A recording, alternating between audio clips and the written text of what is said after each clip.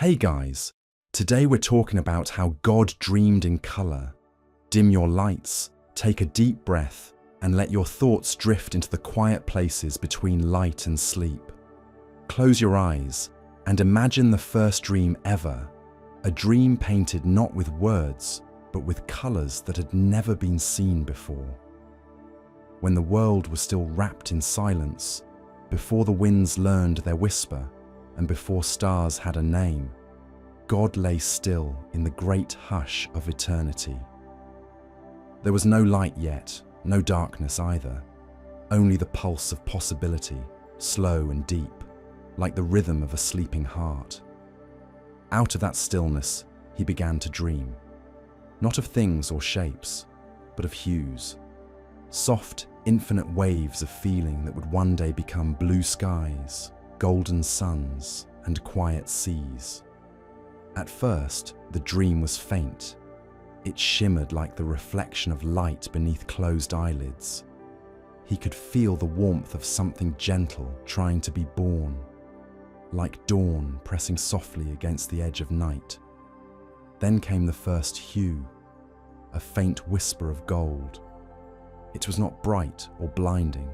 It was the color of peace, of warmth spreading from within. It filled the dream like a promise, touching nothing yet illuminating everything. Then God breathed, and as his breath moved, the gold deepened into shades that rippled outward. Amber melted into soft rose, rose into coral, and coral into the tender blush of early morning. Each tone carried emotion, not the kind that we know, but the emotion of creation itself. Every hue had a heartbeat, a quiet note that hummed through the silence. He watched his dream unfold as if it were a slow river of light. From the river rose blue, calm and vast, like the idea of space learning to stretch. The blue wrapped itself around the gold, forming balance, warmth and coolness, beginning and rest. He smiled in his dream, because this was harmony before harmony had a sound. When he blinked within the dream, sparks of green began to scatter, the color of hope, the promise of growth. It spread like laughter across the endlessness, weaving itself between blue and gold, until the whole dream felt alive. And in that living dream, he sensed time for the first time. Because color, unlike silence, moves. It grows, fades, returns, and breathes. The dream was growing louder, though no sound was made. Each new shade added a tone to an unseen melody. Violet hummed softly like a thought of mystery. Crimson throbbed like a quiet drum, steady and eternal. White appeared, not as emptiness, but as memory, the place where every other color could rest. God's dream began to paint without hands. Each hue reached into the next, blurring edges, melting boundaries. The colors did not fight for space, they danced, and the dance was endless. A ballet of emotion and light that swayed gently in the stillness of nothingness. Sometimes the colors would fade and reappear, as if his dream were breathing. The blues would deepen until they almost vanished, into violet. Then gold would rise again, reminding the dream of warmth. He realized then that beauty lives in movement, in change, in the soft return of something once lost. The dream became longer, deeper. He dreamed of colors he did not yet understand, shades that spoke not to sight, but to feeling. One was like nostalgia for something that had never happened. Another felt like forgiveness. There was one hue that shimmered like the memory of laughter before sound existed. He did not need to name them, because naming would only limit them. They were feelings turned visible. As the dream continued, the colors began to form small ripples of shape. They curled into suggestion, the hint of clouds, the outline of waves, the whisper of a horizon. He didn't plan them, They simply appeared, drawn by the gravity of balance. Gold leaned toward blue and became light. Blue leaned toward black and became depth. Green found its place between them and became life. For the first time, he wondered what it might be like to see these colours from outside the dream. The thought made the colours pulse brighter, as if they too were curious about being seen. They seemed to reach outward, eager to be reflected. And so, as he dreamed, the first idea of reflection was born. The silent yearning for the other side of sight. His heart, infinite and still, began to beat faster. Each pulse created new shades, new feelings. There were soft bursts of silver that shimmered like breath on glass. Tiny flecks of orange danced like sparks in slow motion. The dream began to expand until it filled everything. And then something happened. A pause. A silence even deeper than before. It was the stillness between two heartbeats. In that silence, God saw all the colours he had dreamed of drift toward one another. They merged into a single brilliance that could not be described. It was not white, not gold, not any shade that could be contained by sight. It was all of them, existing at once, perfectly balanced. The light filled him, and for a moment he forgot the difference between dreaming and being. Everything was one: the dreamer, the dream, and the colour. In that oneness, he felt peace so complete that even creation would later long to return to it. When he opened his eyes again, though there were no eyes yet, he realised the dream had left traces behind. Faint echoes of colour lingered like after-images of memory. They hung in the emptiness, glowing softly, waiting to become real. He did not rush them. He let them float, shift, and blend. They needed to rest before they could become the visible world. Dreams, he understood, are fragile before they wake. So he drifted again, letting the dream paint itself anew. This time, colours began to sing. Each hue had its own note, and together they formed a song. The first light song, the lullaby of creation. The blue hummed low and calm. The gold sang softly like morning. The green whispered like leaves not yet born. The melody grew warmer, slower, deeper. It wasn't music as we know it. It was the feeling of harmony made visible. God smiled in his sleep. The dream had learned to breathe. Then came the faintest shadow, a soft, necessary contrast. Without shadow, light has no meaning. He didn't fear it. He welcomed it. It was not darkness yet, just the tender pause between colours, like an inhale before the next note. That pause, too, became part of the dream. He dreamed for ages, though time did not yet exist. Every colour he created was a heartbeat of eternity. The dream expanded endlessly, yet it always felt close, intimate, like a painter's breath over a blank canvas. The hues were his thoughts, and every blend was a choice born of love. And in that eternal quiet, something inside him whispered, "One day, they will see this." He didn't know who they were yet, only that he would share the dream. And that thought filled the colours with purpose. The dream began to glow with intention. Each hue now waited to be seen, touched, remembered. He saw within the dream the beginnings of sunrise, gold stretching its limbs across blue, pink, rising like laughter after a long silence. The colours moved as if telling a story. Every moment felt new but also familiar, like returning home to a place you've never been. And when the dream had filled every corner of nothingness, he felt something new, stillness that smiled. That was how he knew the dream was ready to rest. He let the colours slow their dance, like embers settling in soft ash. The hues dimmed but didn't disappear. They folded into one another and waited. He whispered to them without words, "Sleep now, your time will come," and the dream obeyed. The colours drifted downward like feathers on unseen air, gathering in gentle spirals, sinking into the deep quiet beneath existence. Then, for the first time, God truly slept, and as he did, the dream continued, not in his mind, but in the space around him. The colours watched over him, pulsing faintly like stars not yet lit. In that vast, calm sleep, the idea of beauty was born. It would wait there, patient and glowing, until the moment the dream awoke again and turned his colours into a world. And as the silence wrapped itself around him like a soft blanket, the first dream in colour faded gently into peace. The world had not yet begun, but the idea of colour, the feeling of light, and the promise of creation had already learned to breathe.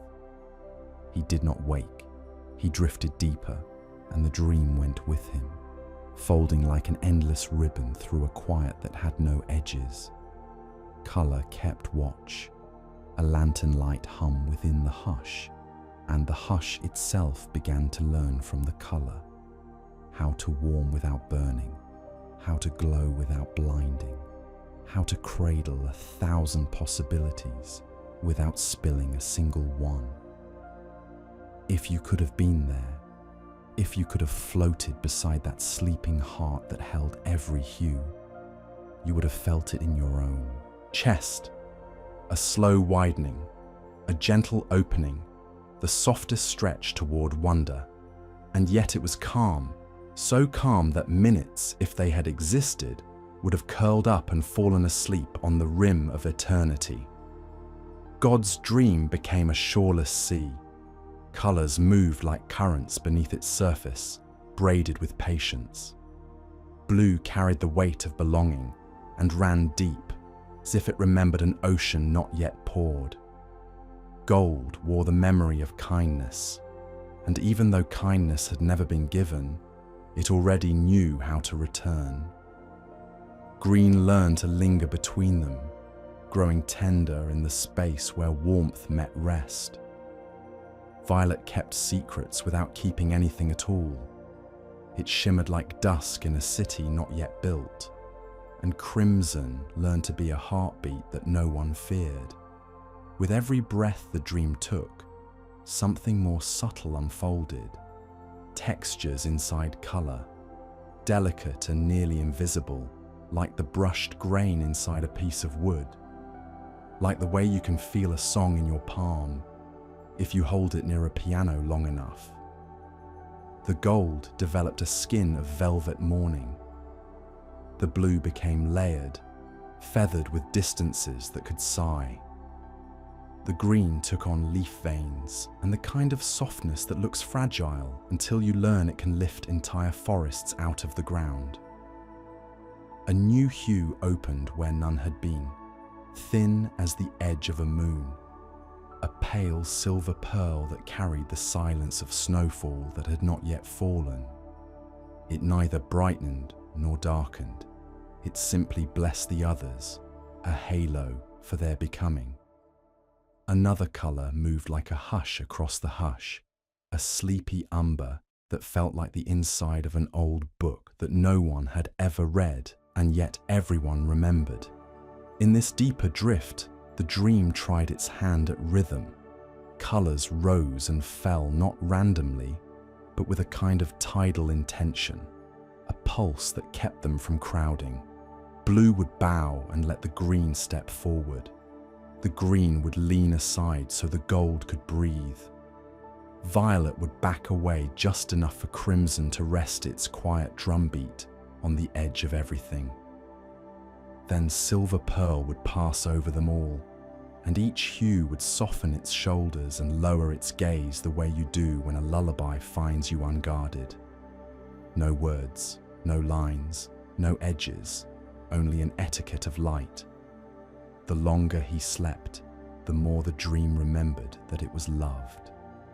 This is a strange thing to say of a dream, but it fit in that realm beyond clocks and names. The colours behaved as if they had already been cherished. They did not rush to finish themselves. They did not fear the pause between one breath and the next. When a hue grew bright, it did not try to stay bright. It let itself dim when it was time to rest, and in its dimming, another colour found courage to bloom. Balance was not forced, it was trusted. And trust in that place was the quietest and strongest colour of all. You might think a dream so careful would be fragile, yet with each passing pulse, it gathered strength. Patterns began to appear, not imposed from without, but born from within. Spirals, lattices, slow bending arcs, soft hexagons melting like honeycomb in sunlight that had not yet been poured into the world. The spirals carried a patient momentum, widening with the grace of galaxies that would one day learn to spin. The lattices sang to them, a silken geometry that hummed without a voice. The arcs stretched with the mild courage of bridges, arching across not distance toward not shores. None of it was finished. All of it was beautiful. Inside this patterning, something even quieter awakened, scent within colour, taste inside light, temperature and tone. Gold tasted faintly of toasted bread and morning smiles, though neither had occurred.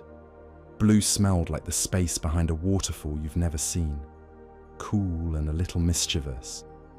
Green carried the breath of rain spoken in a language leaves would later learn. Violet felt like a shawl in winter, and crimson had the aftertaste of gratitude, as if someone had been forgiven and could finally sleep. Silver pearl had the smell of linen dried on a riverbank no map would ever hold.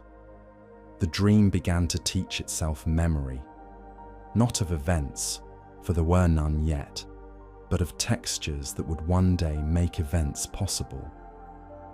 The colours rehearsed welcomes and goodbyes without any sorrow to shape them.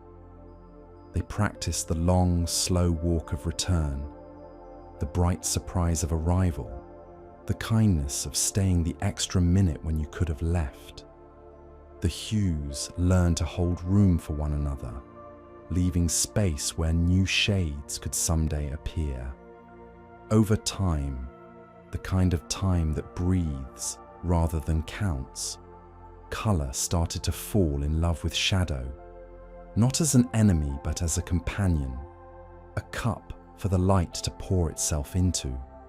Where blue leaned toward the quiet, an indigo cradle appeared, and the cradle was gentle, never greedy. It held the glow the way a mother holds an infant, close enough to warm, far enough to let the child inhale.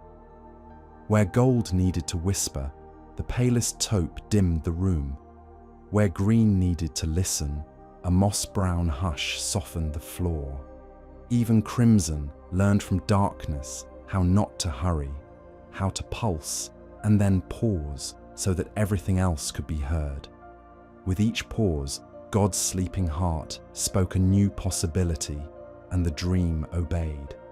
A glaze of apricot that sighed like late afternoon, a dusky blue that carried the sound of a train whistling through fields that were not yet wheat, a candle flame amber that knew how to flicker without fear of wind. These did not replace the earlier hues. They became their gardens, their porches, their windows, the places where one colour could rest while another took the watch. At some point, though point is the wrong word in a realm without corners, the dream discovered translucence. Colours learned to pass through each other without losing themselves. Gold could move through blue and become open sky without letting go of warmth. Blue could move through gold and become a lake that held sunlight without shattering. Green could lace through both and become the breath of shoreline. Violet slid through silver pearl and found starlight waiting for it like an old friend. Crimson passed through umber and invented hearth. In this passing through, the dream learned the sacred art of gentleness, to touch without erasing, to merge without muffling, to share without surrendering the core of who you are. If you held your palm to the dream then, you would have felt a tender pressure against your skin, the way sea presses against a pier piling, insistent but kind. The pressure said, "I am here." The kindness said, "You can be here too." Then without fanfare, colour learned to echo. A bright note of gold rose, and far off in the velvet distance, a softer gold answered. A deep blue gathered itself, and somewhere behind it, almost shy, a bluer shadow repeated the thought more slowly, as if to be sure it had been understood. These echoes did not diminish the hues. They made them feel less alone. The dream realized that even light desires companionship, that even beauty wants to be answered. The more the echoes spoke, the richer the dream became, like a conversation that you carry on for years and never finish because it keeps getting bigger and kinder. And then, as though a ribbon had been cut, colour discovered play. Gold flirted with pink and invented dawn's first blush. Blue teased green along a scalloped edge and invented waves that could count to 7 and never grow bored. Violet told a joke so soft that Silver Pearl laughed with a shiver you could barely see. And that shiver later became the way frost draws flowers on windows when the world outside is stern. Nothing was wasted, even the giggles were architecture. When play grew tired, rest arrived with a woolen blanket of ash rose grey, and the blanket never asked a reason. It knew that even eternity benefits from a nap. Deep in this nap, and deeper still in his, the dream found the courage to imagine seeing. Reflection had been an ache at first, a longing with no shape. Now it became a practice. The colours built lakes out of the idea of stillness and practiced laying themselves upon those surfaces without rippling them. Gold learned how to become slender at the edges, so it could fit neatly inside a blue basin. Blue learned to take joy in holding what it was not. Green learned to place a leaf on the water without sinking the whole day. Violet loved the dark mirror best, and crimson dotted its surface like embers you could count if you had forever to count with. As they practiced, the lakes remembered them. Memory is not only a human grace, it belongs to matter too. It would one day belong to water in a mountain bowl that remembered sunsets fervently enough to offer them back, even after the sun had gone. The dream rehearsed all of that quietly, smiling into its own surface. It was not lonely. Everything that had not yet been created kept it company as possibility, as a promise that did not press. The dream walked hallways lined with doors, and behind each door a new palette waited, curated by a future that respected slowness. One door held all the browns of soil, sturdy and warm, each with a different patience. Loam that liked laughter, clay that loved discipline, silt that carried stories like rumours, and eventually braided them into deltas. Another door kept blues in stacked boxes with air holes, cobalt for bravery, ultramarine for wonder, cerulean for the afternoons when you finally forgive yourself for taking a while to understand. A third room whispered greens that wouldn't reveal themselves until the first rain touched a desert that thought it had no more gifts. There were rooms for the metallics too, though metal had not yet dreamt itself into ore. Brushed gold reserved for humility, tin for tinkering, iron for steadiness and refrain. The dream toured these chambers the way you walk your childhood home in darkness, and do not bump into anything, because the floorboards keep your secrets and your feet keep theirs. Everywhere the dream went, it left a soft glow behind, not like a torch, but like a nightlight for the comfort of futures.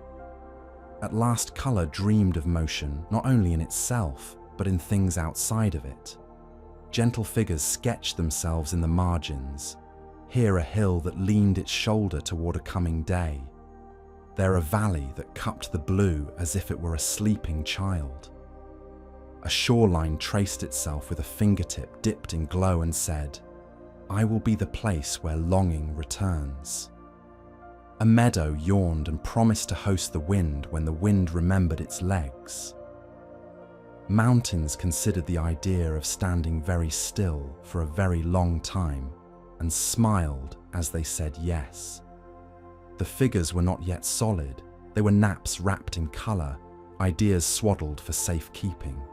No urgency visited them. Sometimes a shadow would arrive and sit beside them like a friend who does not need to speak, and the figures would lean closer to the shadow because it made the colours truer without asking anything in return. All of this had begun as a dream of hue, and all of it had become a ceremony of gentleness. You might be tempted to ask when, in this ceremony, God first thought of you, of eyes and hands, and the way a human heart leans its face toward light, even when it's tired. The answer is not a moment, but a fragrance that slowly thickened in the air like bread rising. A faint apricot warmth began to show at the edges of everything, the warmth that later would become welcome. Not invitation only, but welcome. The difference between being allowed to enter and being expected. The colours expected you. They arranged chairs for your gaze, poured water for your thirst, made room upon their benches for your weariness. They chose to be generous long before anyone needed generosity, as if the seed of kindness were the first pigment ground in the mortar. God's heart, still sleeping, heard this and grew deeper, the way soil becomes richer by being asked to hold more roots. The dream answered him by adding blues at the far rim of the spectrum that felt like homecoming after years away. Nothing had been lost, nothing had been found, and yet returning rose like a song that knows your name. To prepare for that return, colour studied the art of edges, not the hard kind, which cuts, but the kind that clarifies while remaining soft. The way the horizon tells the sky it may lean on the sea without either one claiming the other. The dream practiced horizon after horizon, some straight, some gently arched, some trembling with a laugh the wind hadn't confessed yet. The edge learned how to stay kind, even when it had to say where one thing ended and another began. Later, when people would need boundaries that didn't bruise them, the horizon would lend them its wisdom from a long apprenticeship in the first dream. The dream also studied quiet's architecture. It learned to build rooms out of dusk and comfort, out of tone. It practiced laying down carpets woven from mauve and restful grey, and it practiced drawing curtains stamped with constellations that had not yet been hung. There were alcoves lined with moss green for those who came to sit and think without thinking. There were windows that did not open because the world outside was not yet ready, but the windows looked anyway, and when they looked, they saw you, not as you are or will be, but as the shape of someone who could be soothed. So the colours rehearsed soothing you. Blue learned to lower its voice further than it thought possible. Gold learned the art of smiling without teeth. Green studied patience like a discipline it took joy in, and crimson learned to step back when your mind quickened, returning only when you called it to warm your hands. Violet, a natural keeper of mysteries, agreed to hold whatever you could not carry on certain nights. Silver pearl took on the solemn duty of guiding your breath in and out, one soft gleam at a time. And then, because every rehearsal must include laughter, the dream taught a few colors to chase each other across a field of stillness until they tripped into a giggle. Those would later become fireflies, and also the little sparks in your eyes when someone you love says your name in a way that makes the whole day light up. The dream knew it would need those too. Now came the moment, the slowest moment that ever was, in which color wondered if it could tell a story. Not just be beautiful, but say something. The desire was not to instruct, but to companion. So the hues formed a procession, a quiet parade that stepped across the length of nowhere, and each color, as it passed, offered an image. Gold bent and lifted a newborn morning and showed how to hold it without squeezing. Blue cradled a night and showed how to trust it without giving it your fear. Green planted a hillside and showed how to wait for it without tapping your foot. Crimson set a table for gratitude and showed how to bow your head without apology. Violet stood beside an unanswered question and showed how to stand without slumping. Silver pearl laid a hand on the shoulder of time and showed how to walk alongside it without trying to outrun it or drag it backwards. The procession did not end because there was nowhere to end. Instead, it looped around, a ribbon passing the same point kinder each time. And every time it passed the place where it had passed before, it left a brighter trace, a palimpsest of kindness that deepened by repetition. Practice does that, even to light. It learns your name, and then it learns how to pronounce it as if it had always known how. At the far edge of this looping, the dream explored depth, downward, inward, an intimacy of tone that could fold whole continents of feeling into a thimble, a blue-black yawning without threat, a green so deep it quieted ambition, a red-brown that remembered campfires, even though neither fire nor camps yet existed, a midnight violet that could hold your sorrow the way a harbour holds boats in storm. Depth did not darken the dream, it gave the brightness roots. Without roots, shine tumbles. With roots, it knows how to stay through weather. Weather came to visit, yet weather was purely a study then, not wind and rain, but the notion that colour could move like them. The dream made a breeze of pale azures that crossed the room without disturbing a single idea. It made a rain of dewy teal, each drop a note in a quiet instrument that you play by remembering. It made a dry heat of saffron that never scorched, and a cold of Arctic glass blue that never bit. It made a fog of pearl grey that knew precisely when to lift. In those motions, colour learned to be a climate for souls. By now, every hue had a small satchel of gifts strapped to its side. Small, because abundance doesn't need to be heavy. Gold carried gentleness and a way to return. Blue carried trust and a map drawn without lines. Green carried the language of sprouting, whose alphabet is patience. Crimson carried the warmth you feel when you hand someone a piece of bread. Violet carried space for silence. Silver pearl carried breath. They traded these gifts when needed. It was their joy. Nothing hoarded, everything offered. The dream, so attuned to kindness, dared at last to imagine sorrow. Not to create it. There is no need to create what will arrive on its own, but to imagine how it might be met. A soft marigold stood beside a shadow and promised to linger through the long dusk.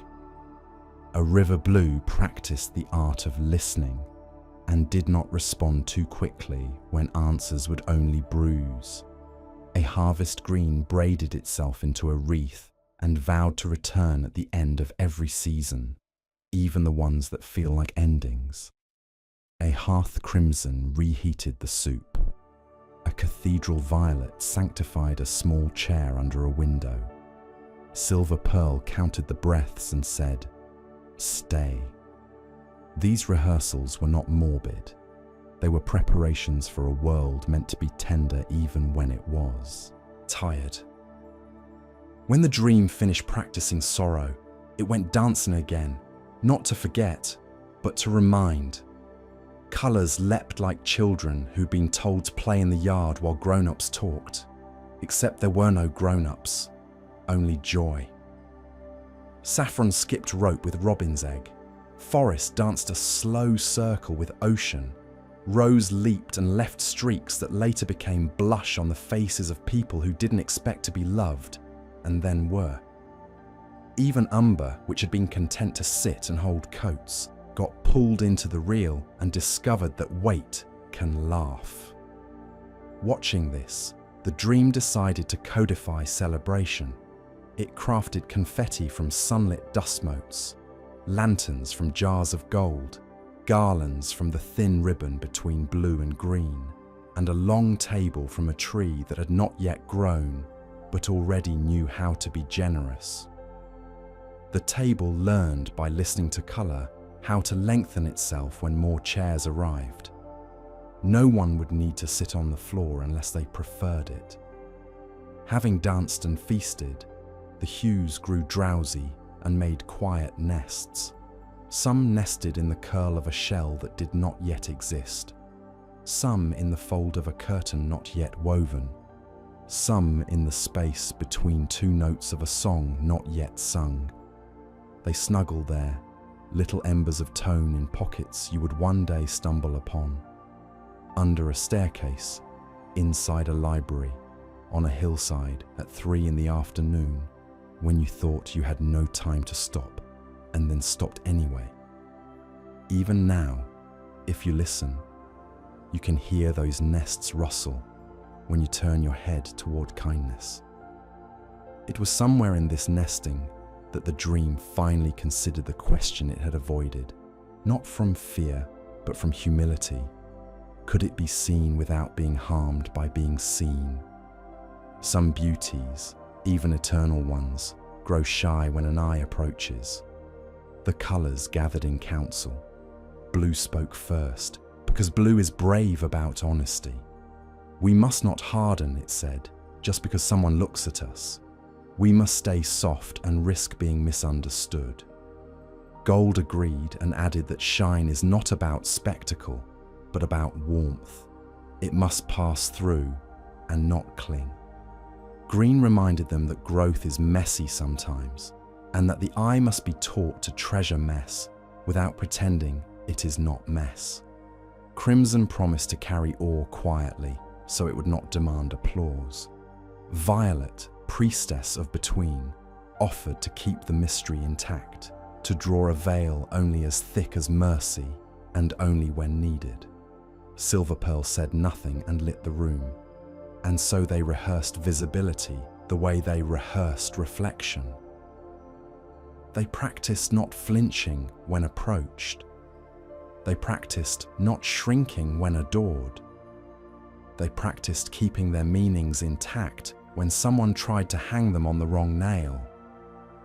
They practiced being patient with eyes that arrived tired and left quickly. And they practiced being glad for eyes that lingered long enough to weep. In this practice, the dream revealed one more palette, hidden behind the others like a final drawer in an old desk. It contained all the small colours, the ones you rarely name because they live in glances and thresholds, and the corners of mugs. The blush that rises for no reason when you're finally safe. The pale blue of a question you are not ready to ask, but are tired of carrying alone. The green of a carton of eggs on a rainy morning. The soft cream of a lampshade that tastes like quiet work. The faint gold at the edge of a photograph of people who did not know they were being photographed, but loved each other anyway.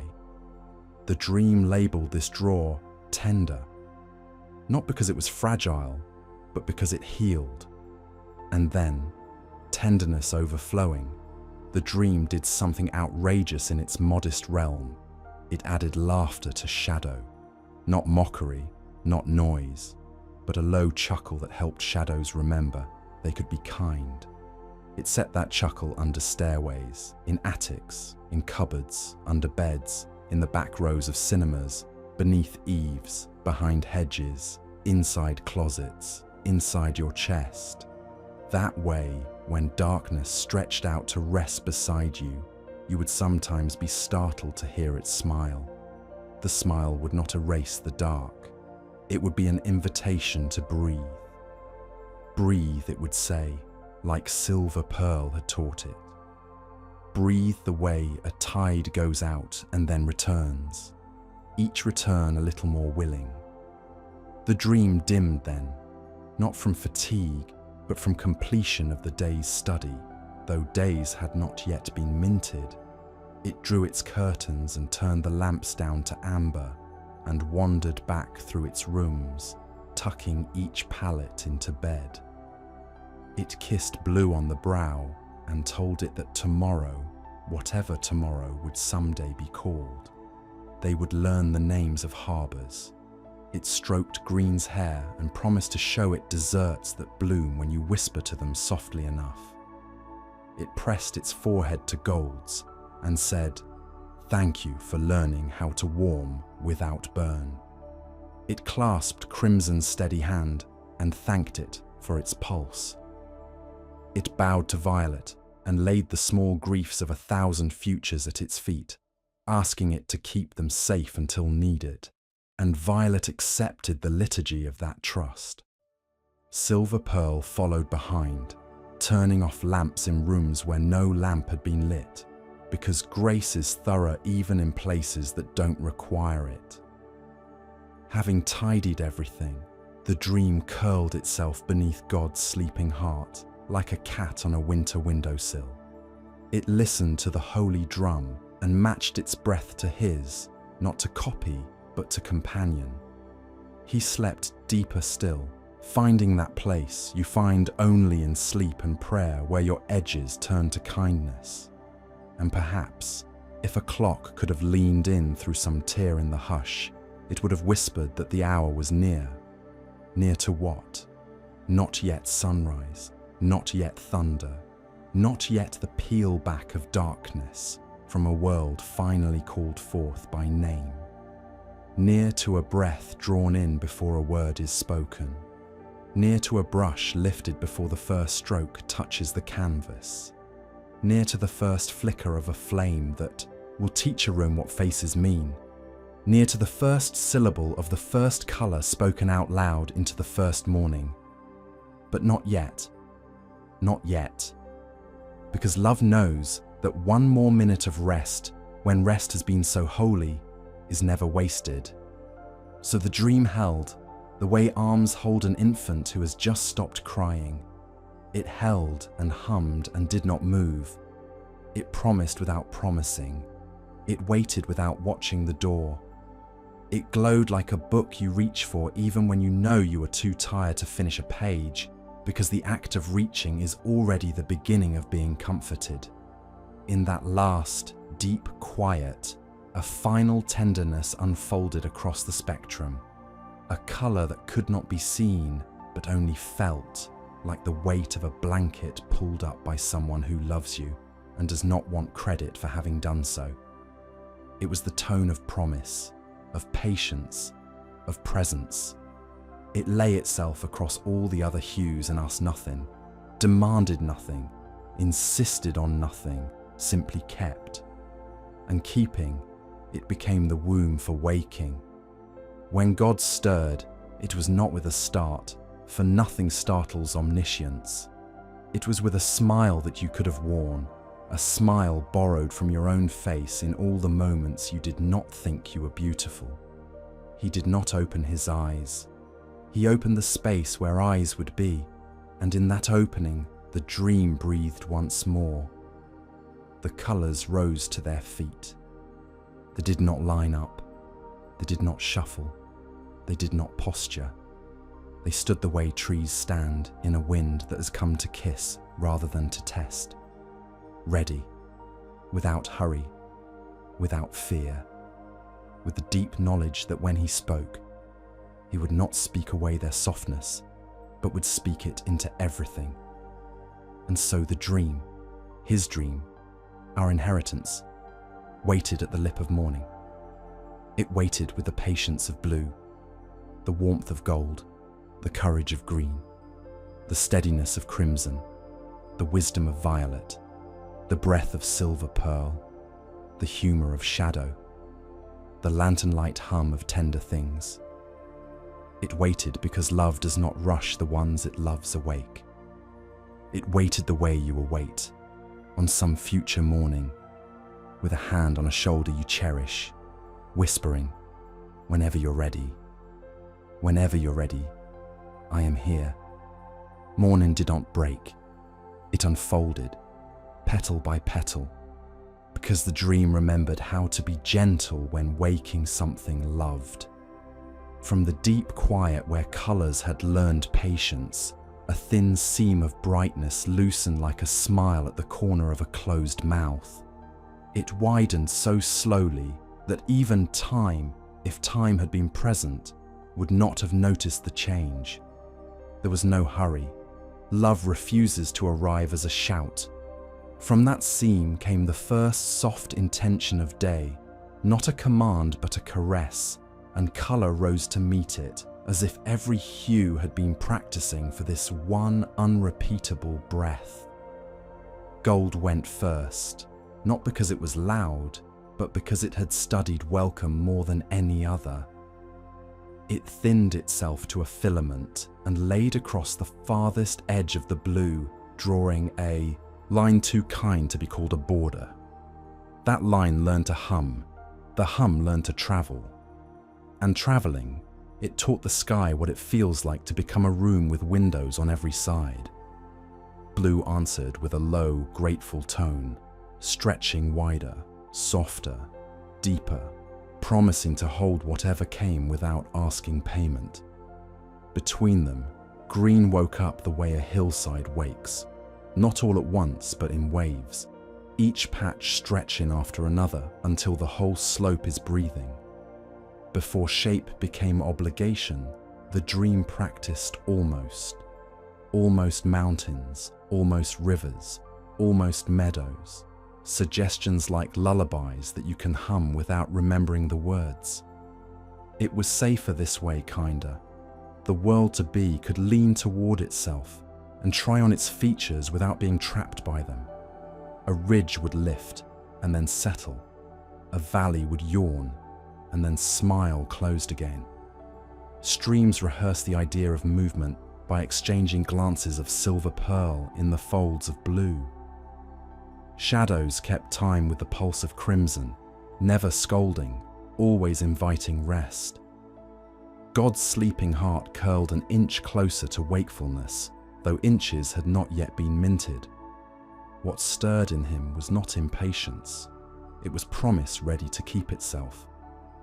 The colours felt this and moved through their old courtesies, bowing, blending, bearing one another's weight, until the space between them sang like a choir that has finally memorized its song. Where gold brushed blue, the dream coaxed dawn from its shyness. Where blue pressed into green, it invented a lake that learned how to hold the sky without swallowing it. Where green leaned into violet, evening practiced the art of arrival without apology. The horizon studied kindness the way a child studies a face it trusts.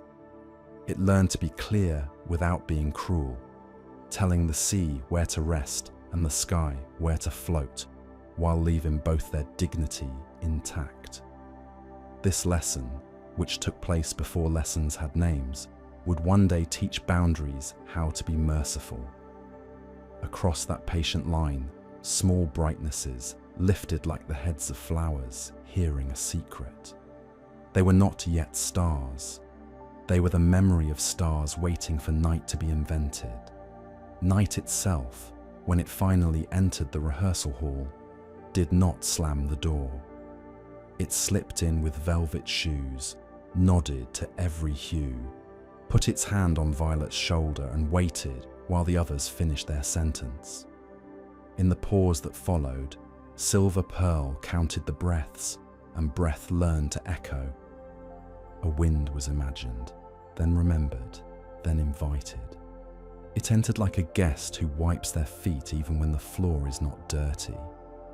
Blue made space for it. Green decorated the room with the idea of leaves applauding softly. Gold lit lanterns along every path, not to announce the wind, but to let it see where kindness lived. The wind took careful steps and discovered its talent for gentleness. It practiced lifting what wanted to rise. Dust dreaming of height, pollen dreaming of journeys, the edges of ponds dreaming of ripples, and it practiced leaving alone what needed to rest. In time, the wind grew confident enough to hum. Later, that hum would become places you love for reasons you can't explain. Fields that feel like forgiveness, alleys that taste like old stories, porches where the hour forgets itself. Light discovered play again and invented glimmer. On the lake that had learned to remember the sky, glimmers ran like children keeping a secret and laughing too hard to keep it. Every glimmer left a trace of laughter that sank to the bottom and became the way stones know how to be steady. In the shallows, green kissed blue until turquoise decided it liked its name. Names were not required yet, but some colours wanted to be called, not so they could own themselves, but so they could be shared more easily. When a hue is named in love, it becomes easier to pass it from hand to hand without dropping its meaning. Violet, keeper of thresholds, opened the door to mysteries that would never need solving. Behind that door, silence tried on a dozen fabrics, charcoal that draped like evening, plum that held the weight of waiting without asking for a clock, indigo that made your shoulders lower all by themselves. The dream turned those fabrics into rooms where future hearts could set down their burdens without losing them. The way you place a coat on a chair and know you'll pick it up again. But for now, you don't need to carry its warmth. In the corner of one such room, a crimson candle practiced burning without bravado. Its flame learned restraint, how to be present without consuming, how to offer heat without requiring applause. If you had wandered there, barefoot, curious, careful, you would have seen shelves of small mercies waiting their turn. A folded napkin of dawn light to wrap around a trembling hand. A spoon carved from afternoon, perfect for stirring tea that tastes like conversation. A jar labelled quiet laughter, filled with a sound that sounds like nothing until someone you love walks into the room and your chest answers them softly.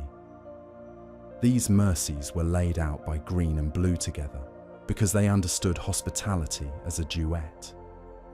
One holding, one inviting, both listening for the pause that means thank you. On the far side of the rehearsal hall, shadows learn to carry colour rather than swallow it. They practice letting gold pass through them unharmed, practice letting blue speak inside them without raising its voice, practice being a cradle for crimson so that warmth could sleep. The shadows learned to smile.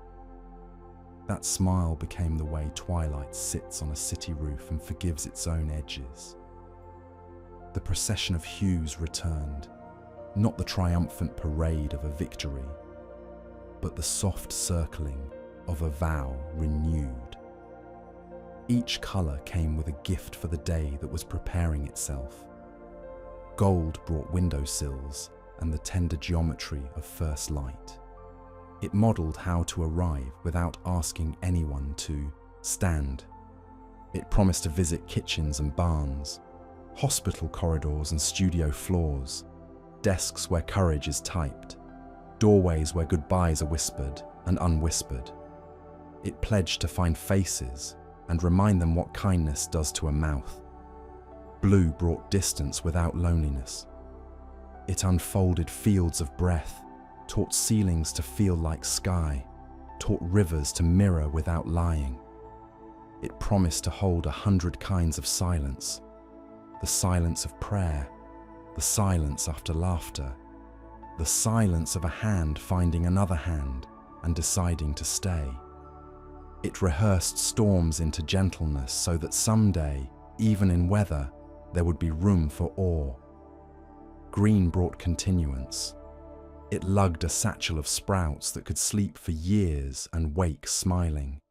It demonstrated the patience of seeds, the mathematics of vines that learn every nail in a fence by touch, the democracy of meadows where every small light is allowed to be a flower for a while.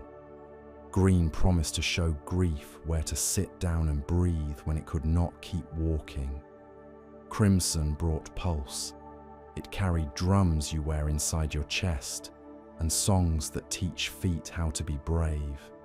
It promised to warm bread, to colour cheeks when hope returns without making a speech, to hold candles at vigils and crowds at weddings and knitting in winter. It vowed to remember the cold so that warmth would not become thoughtless. Violet brought shelter for questions. It stitched chapels into corners, taught thresholds how to wait without frowning, showed nights how to hold secrets without squeezing them into confessions.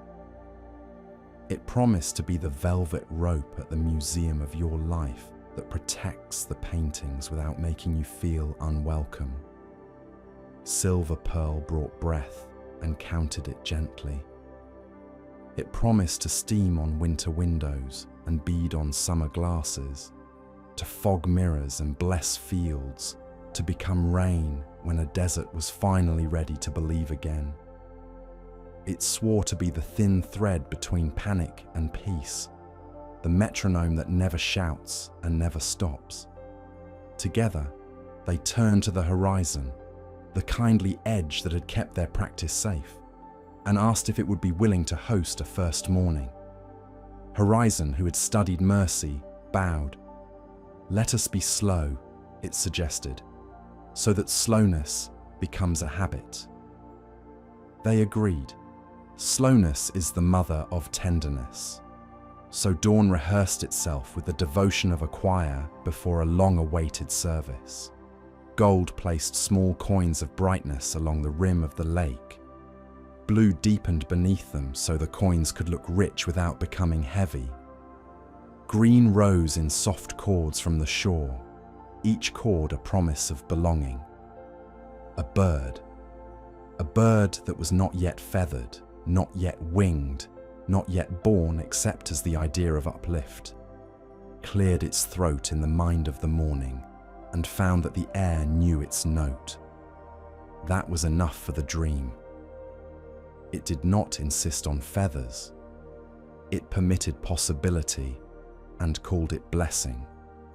From far within, God turned one more degree toward waking, and the colours felt the nearness of a word not like ours, thin, hurried, often spent before it has time to mean, but a word that would taste like bread and arrive like spring. The hues steadied themselves. To be spoken by the one who remembers you from before remembering requires a steadiness you learn only by listening. They listened. In the listening, a rainbow rehearsed. Not the arch and shout of later rain after later storms, but a whisper of sequence, a covenant written in the light's own handwriting. Red softened until it became welcome on the mouths of those who feared loudness. Orange learned to be gratitude you can touch. Yellow practiced humility by warming the ground where no one was looking. Green braided hope through the middle so everything could hold. blue knelt to wash the edges clean. Indigo called the brave to rest. Violet sealed the promise with a nod. Elsewhere, seasons unpacked their suitcases. Spring laid out washable joy, pastels that didn't mind mud and rain. Summer rolled sun into long ribbons and told children to run holding them. Autumn collected copper and set it ablaze without raising its voice, showing everyone how to let go beautifully. Winter came last, and with a quiet older than clocks, ironed the world flat so that every sound had room to be heard. All four bowed to one another in a circle that has never closed. They pledged to take turns so that no heart would forget that change is the slow name of mercy. The dream, now thick with readiness, wandered among places that had not yet become places and wrote instructions in a script only tenderness can read. To the rivers, remember the way back. To the mountains, be the stillness people trust when they cannot find their own. To the grasses, break the fall of those who kneel without knowing why. To the deserts, save your answers for those who have learned how to ask with their feet. To the coasts, teach meeting and parting how to bless one another. To the fog, hide only what needs hiding. To the thunder, carry awe but never cruelty. To the snow, land lightly, some roofs are sore. To the cities not yet built, leave windows the sky will want to visit. To the small towns, keep porches. Explanations are less necessary there. It wrote a note tonight, where stars like freckles make the universe feel human enough to love. It wrote a note today, soften at the edges. Let afternoon blur into evening the way a smile turns into a memory while it is still being smiled. It wrote a note to the human eyes that would someday open into all this. You are not late. You are not early. You are always arriving where someone has been preparing a chair for you. The colours sealed these notes with the wax of crimson and sent them ahead as rumours. Rumour travelled kindly, as rumour does when its only goal is to soothe. In time, rumour would show up as déjà vu, the feeling that you have been loved here before. Now, the dream turned to the work of detail. Not because detail was urgent, but because detail is a way of saying, I see you. It painted underleaf greens that almost no one would notice, but that every leaf would feel and be braver for. It tucked a blue into certain shadows so children would not fear the dark corners of attics. It placed a gold thread at the hem of twilight so that tired workers would lift their heads on their way home and feel thanked. It designed a crimson small enough to hide in mittens and socks for mornings when courage needs to begin at the fingertips. It taught Violet how to curl around old photographs to keep history from drying out. It assigned silver pearl to foggy bathroom mirrors so that teenagers would remember to breathe before deciding anything about themselves. Then it invented a game for the sun, because even holiness requires play. The game was simply this: find faces and illuminate their kindness from the inside out. Do this in markets and meeting rooms, in fields and on ferries, in crosswalks and cafeterias, in lonely apartments on the 4th floor, where someone is learning how to talk gently to themselves. The sun practiced and discovered that it loved this game more than all the others. It begged to be allowed to play daily, and Day, generous by nature, agreed. Clouds learned choreography. Some practiced the slow drift. Others trained in the art of gathering with purpose, then dissolving before fear hardened. One small cloud discovered the humour of animals and began to shape itself accordingly, to the delight of children who would later point upward and say, "Look." The dream kept this small cloud and gave it a badge for public service. Rain rehearsed courtesy. It tried striking hard and disliked the sound. It tried vanishing before it landed and felt lonely. It learned, finally, to become a conversation, tapping glass like an old friend at the window, threading eaves with melodies that never repeat, filling gutters the way a choir fills a nave. It practiced the sentence, "I'll stay as long as I'm needed," and then leave, because even generosity must make room for light. The earth-to-be decided that the smell after rain would be the perfume of forgiveness. By now, the colours had kept vigil for so long and so gladly that their watch became worship. Not worship of themselves, but of the one whose sleeping breath had taught them how to be. They arranged their palettes like offerings, bowls of sky, baskets of grass, jars of honeyed light, folded napkins of shade. They did not know what would be asked, so they prepared to give everything without losing anything. Sacrament was born, the ordinary made holy by being given. God moved another fraction toward waking. In that movement, the dream heard a tone so ancient and so near that every hue lowered its head. The tone carried both memory and promise, both quiet and decision. It said, without syllables, "Good." The word did not end anything. It began responsibility. Colours felt themselves entrusted. To be called good by the Maker is to be commissioned to heal. They tested their new strength gently. Gold walked into a room that did not exist and discovered that it could make furniture kinder by touching it. Blue went down into a well that had not been dug and found that depth wasn't emptiness. It was hospitality. Green visited a field that would one day be a battlefield and planted in its soil an old lullaby, so that even there, generations later, a child might hear something soft in the wind and not know why they smiled. Crimson knelt at thresholds that would see both weddings and wakes and left a steadying warmth that would not take sides. Violet visited libraries and set aside a chair in everyone for questions that did not intend to become answers. Silver Pearl moved through hospitals, kitchens, monasteries, bus stations, prisons, and rehearsal rooms, counting breaths with equal tenderness. When they returned, they brought stories without saying a word. The horizon widened to hold those stories. The wind, feeling grown, agreed to carry them between places at the speed of trust. Rain promised to stamp them into dust where feet would read them later. Then, the dream prepared a harbour. It shaped a crescent of land that curved like a hand and taught the water how to rest against it without forgetting how to move.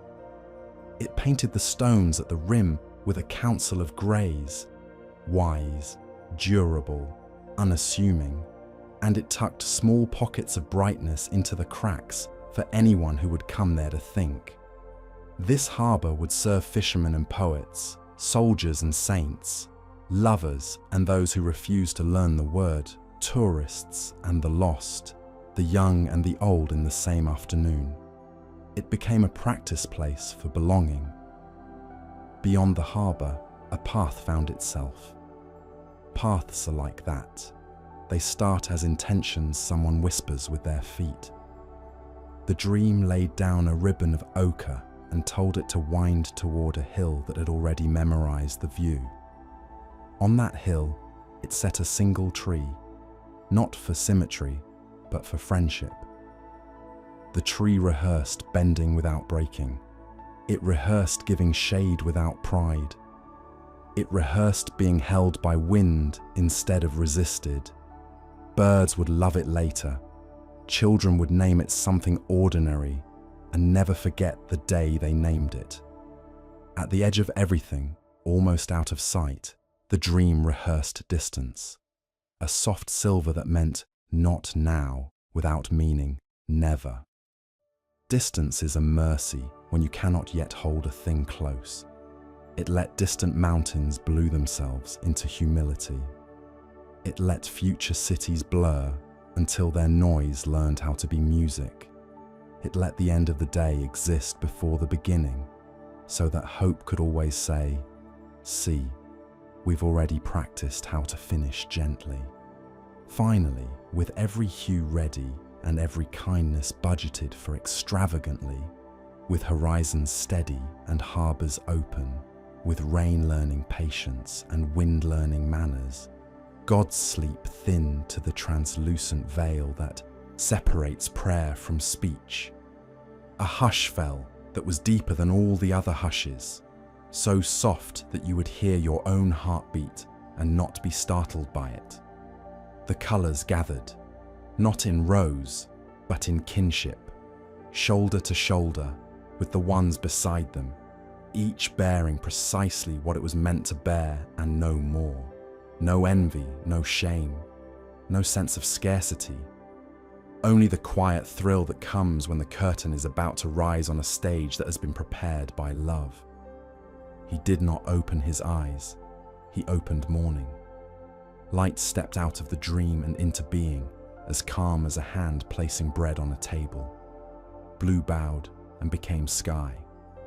Green exhaled and became fields. Gold lay across them both and became the reason people press their foreheads to windows. Crimson beat and became the courage to keep going. Violet lingered and became the room where mysteries are not interrogated but welcomed. Silver pearl moved through every newly breathing thing and taught it how to inhale without fear. Creation, which had always been true inside the dream, found itself true outside as well. It looked around, startled by how familiar the world felt. And then it did the only reasonable thing. It rested a moment, one sacred, holy moment, so that gratitude could have the first word in history. In that rest, a small leaf somewhere practiced the art of whispering yes, and the colours smiled. Because yes is the sound that love makes when it finally reaches the place it has been walking toward all along.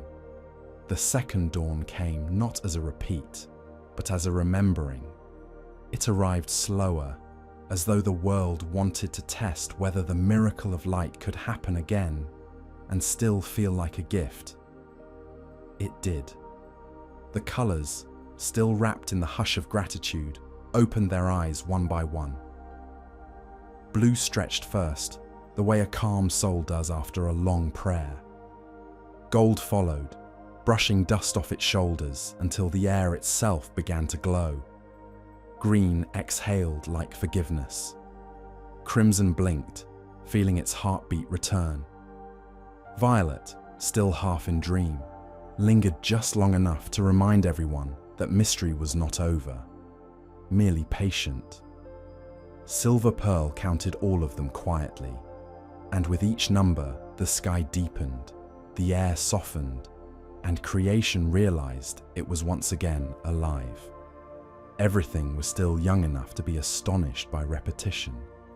A leaf was shocked that it could exist twice. A brook laughed when it saw the same stones it had smoothed yesterday. Even shadows grinned shyly, embarrassed that they had survived the night and would get to practice shape again. The morning rehearsed humility, not taking itself for granted, not assuming tomorrow owed it anything. Every breath the world took sounded like thank you. In the fields, colour began to settle into the grain of things. It was no longer only atmosphere, it was inheritance. Gold seeped into the heads of grasses, teaching them how to sway without pride. Blue sank into wells and found itself multiplied in every reflection. Green spread through the veins of stems and roots, whispering to sap that rising is a form of prayer. Crimson gathered under the skins of fruit and waited for hands that would one day understand hunger. Violet slipped into the folds of twilight to make sure evening would never forget tenderness.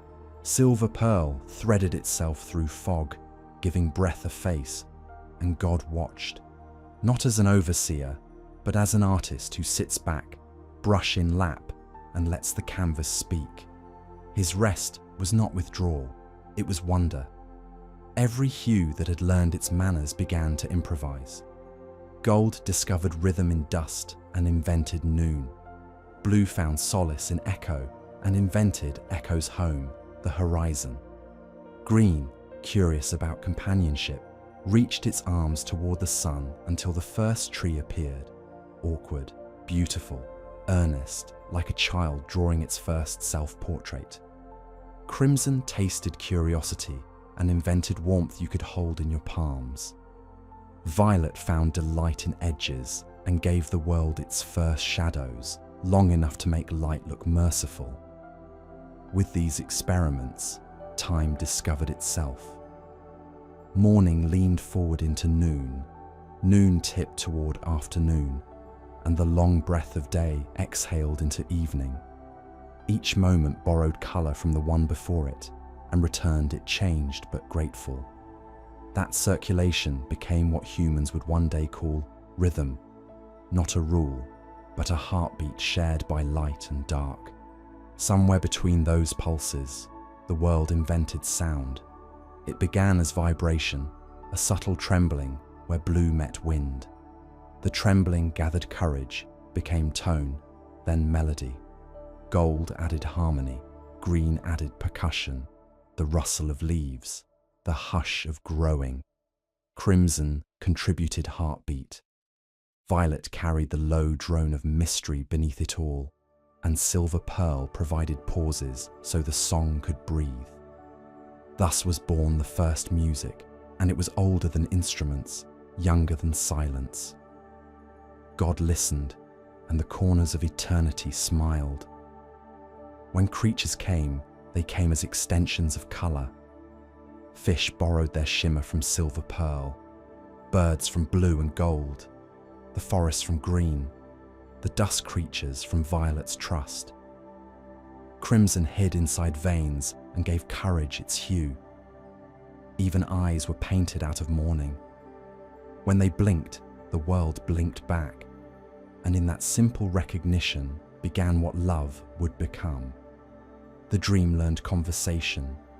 Waves talked to rocks, clouds debated with mountains, and the wind told everyone what it had overheard from stars.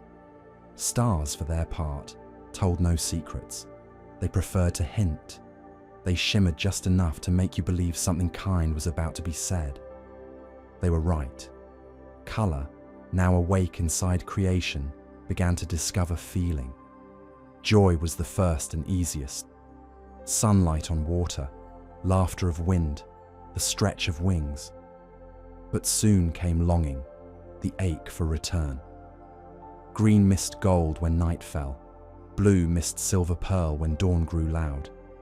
Crimson, proud but honest, admitted that warmth, without someone to share it with, becomes restlessness. Violet, patient teacher, reminded them that longing is love in motion, that absence is the color of trust. They believed her, though their voices shook. Then came rain.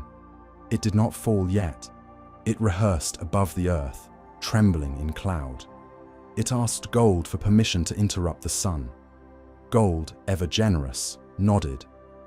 "You are part of the light," it said, just softer. And so, the first drop fell. It struck a stone and became sound. It struck soil and became scent. It struck a leaf and became memory.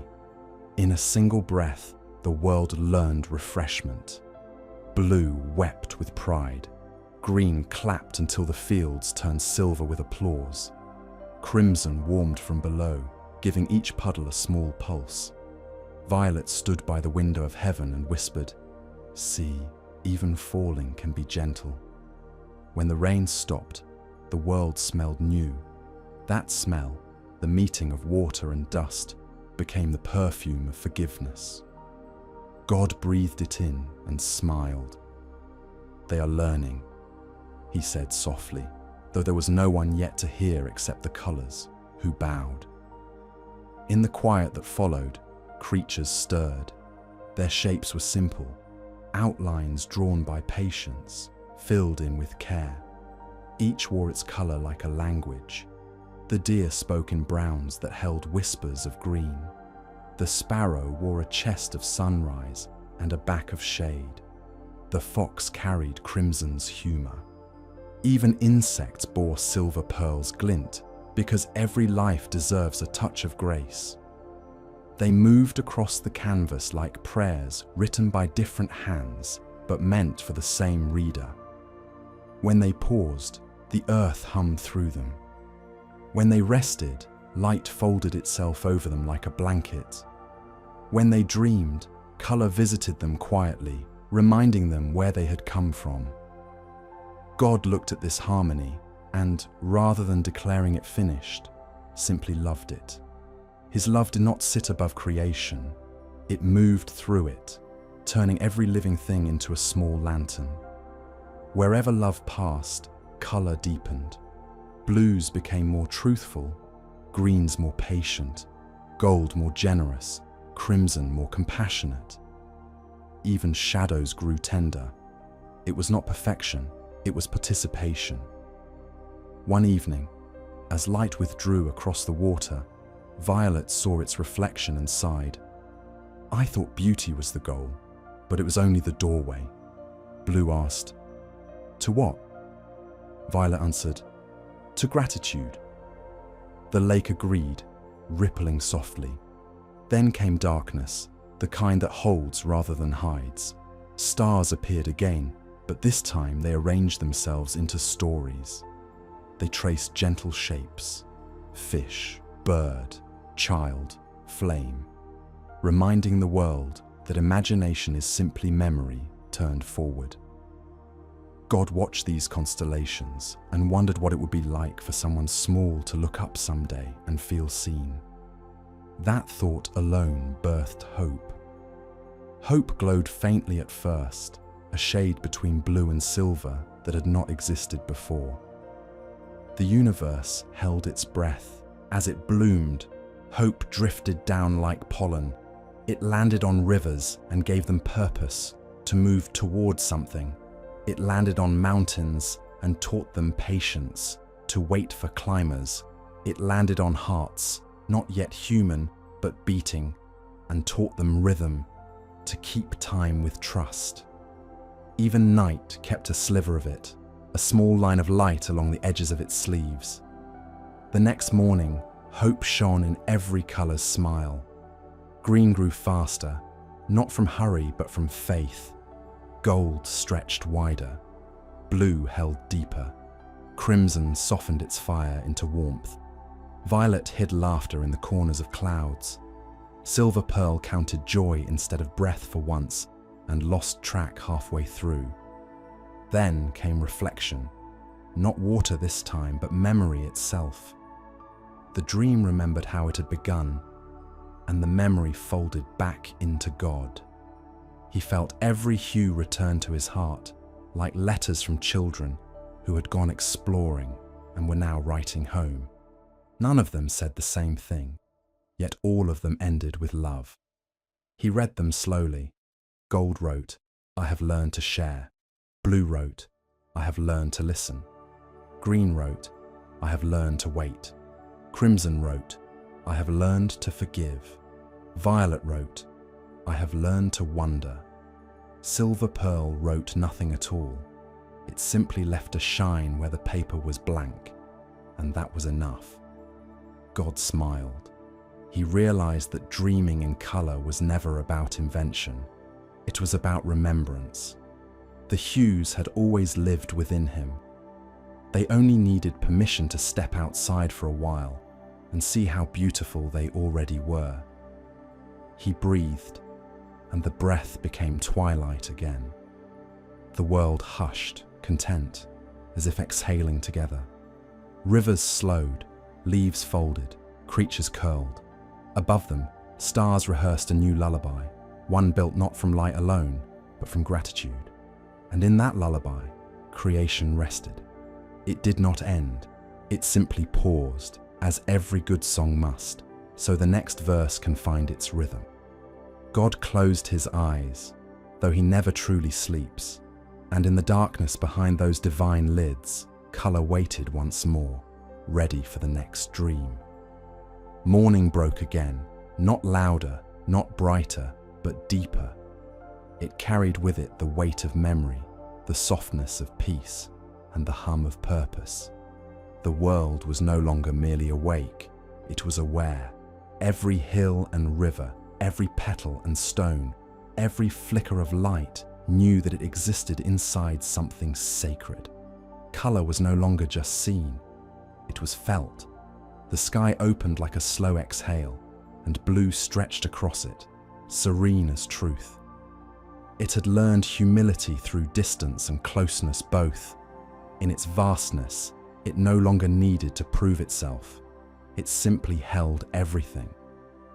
Beneath it, gold warmed the edges of creation, brushing over mountains and roofs, reminding them that beauty was not a matter of brilliance, but of gentleness. Green shimmered between them. The endless conversation between earth and sky, between what grows and what gives. It climbed trees, poured through fields, and whispered through moss. To grow is to trust in light you cannot always see. Crimson awakened in the hearts of creatures, setting them pulsing with warmth and daring. In its glow, courage found its home. It burned not to destroy, but to illuminate the worth of every living thing. Violet watched from the quiet edges of the day, holding mystery like a mother holds a sleeping child. And silver pearl, ever present, shimmered through breath, reminding the world to pause. God walked among them again, not as lightning or command, but as color made flesh, as warmth made presence. Where he stepped, the ground did not tremble, it softened. Flowers leaned toward him as if remembering their origin. The air thickened with gratitude. He didn't need to speak. Creation already knew his voice.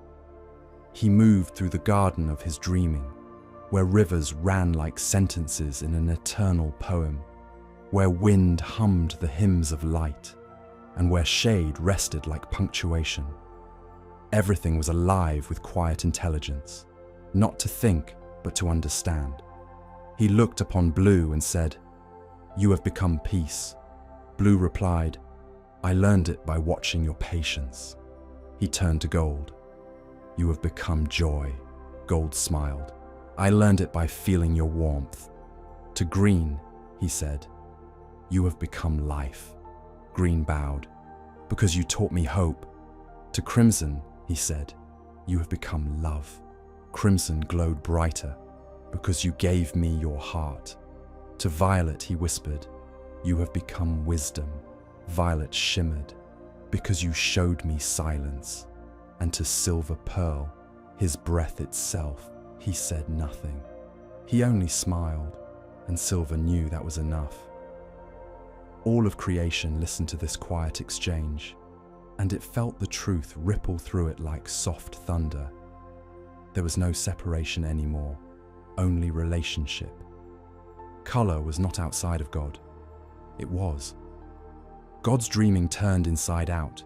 His imagination poured into visibility. And then, in that stillness, something stirred. It was small, delicate, and trembling, a spark between green and gold, a shimmer of life waiting to speak. God knelt beside it. It was new. Not light, not sound, but awareness. Consciousness was being born. He placed his hand upon the ground, and from the soil rose a figure, fragile, soft, and unsure. It blinked, and when its eyes opened, the world reflected back in miniature.